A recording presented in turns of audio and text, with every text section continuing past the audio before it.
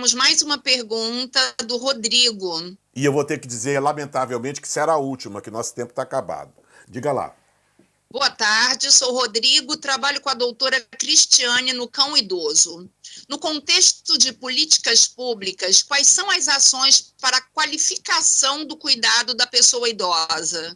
Quais são as principais diretrizes que devem ser tomadas para o envelhecimento saudável e mais ativo da população idosa?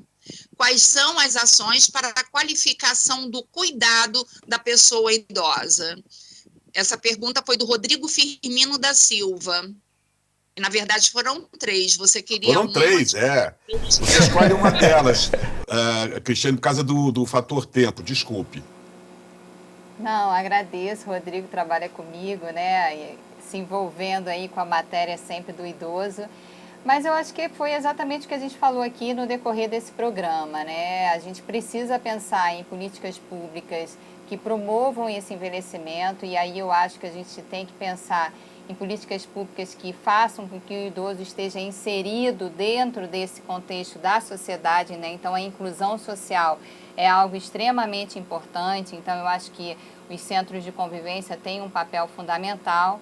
Acho que a partir do momento que a gente começa a pensar também nessa política de cuidado, que infelizmente não existe ainda, né? Isso em termos nacional mesmo, a gente não tem essa política de cuidado, e é para ontem a gente pensar nisso.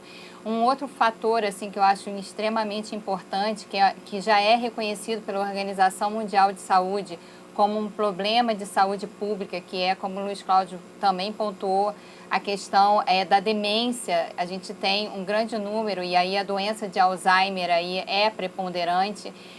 Como a gente também falou no início, a população de idosos, a que mais cresce é daqueles muito idosos, acima de 80 anos, onde há uma prevalência da demência, né? E a demência a gente sabe que é uma doença neurodegenerativa, onde há uma limitação maior em relação às atividades básicas e instrumentais da vida diária, e a gente assim não tem nenhuma política pensando nesse cenário, né, que são das pessoas com demência.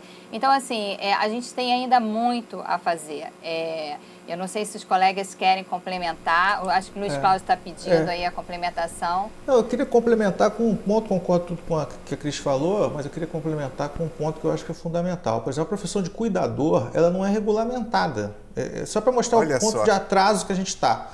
Né? Existem alguns projetos que chegaram perto dessa regulamentação, mas uma coisa não avançou. E isso mostra o descaso, porque hoje o cuidador ele é um elemento fundamental nessa rede aí. E o que acontece muitas vezes é que a pessoa e as instituições muitas vezes querem contratar profissionais e muitas vezes perguntam para a gente, né, pergunta para o fiscalizador, bom, tudo bem, onde é que tem esse profissional? Eu não sei onde é que tem, porque a formação de cuidador hoje ela é feita de maneira desorganizada. Existem alguns cursos, alguns ligados a instituições importantes como a UERJ, e outros que a gente não sabe de onde saiu. Assim, efetivamente, a pessoa consegue um certificado de um curso de fim de semana, não sei aonde. Então, é essencial, porque é o seguinte, o cuidado ele tem que ser qualificado, porque senão ele acaba se transformando em violação de direitos. A pessoa, eu não estou falando só do cuidador, estou falando de todas as profissões que estão nesse entorno. Tanto o médico, o enfermeiro, que não tem um olhar para o envelhecimento, uma qualificação. O olhar para o envelhecimento não é simplesmente empatia. Quem trabalha profissionalmente tem que ter formação técnica. Claro. Né? Porque senão ele confunde alucinação com dor de barriga. Isso acontece.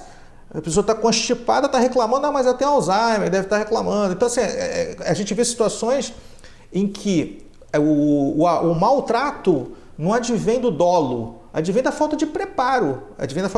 Que o profissional que está ali não consegue identificar aquela situação que está acontecendo.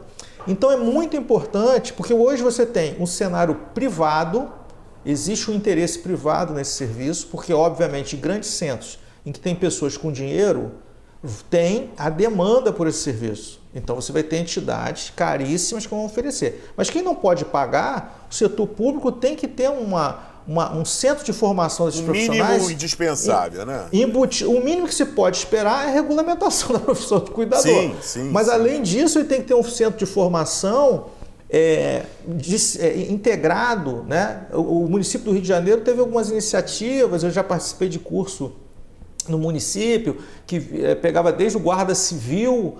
A Cris acho que lembra disso, tinha um projeto que tinha lá com o município, que a gente era uma espécie de formação geral de trabalho de envelhecimento para o servidor, né? Então, desde o guarda civil que está lá na rua, quando ele se depara com uma situação, identifica o idoso, esse idoso acho que não está legal. É um embriãozinho disso. Né? É um embriãozinho. Mas tem que ser permanente. Exato. Não, e aí tem a cultura já de muito tempo de contenção, de que acho que é uma boa prática. Então, são questões que a gente está tentando desmistificar e mostrar que não, peraí, o idoso está contido por quê? Ele quer deambular, ele tem uma situação que ele precisa deambular, ele tem que ter equipe capacitada, deixa ele deambular. Ele não precisa ficar contido. Esse aqui não tem equipe suficiente para cuidar. E aí fica contido porque se ele deambular, ele vai cair. Mas porque aí vão cobrar da instituição, mas ele precisa deambular. Então vai conter. O certo é conter. A gente aí funciona uma lei que até hoje está em vigor. Chama-se a Lei do Menor Esforço. É isso aí. Tudo esbarra na capacitação. A prática não é em favor do idoso, é em favor da equipe. Não tem é melhor para a equipe ser assim.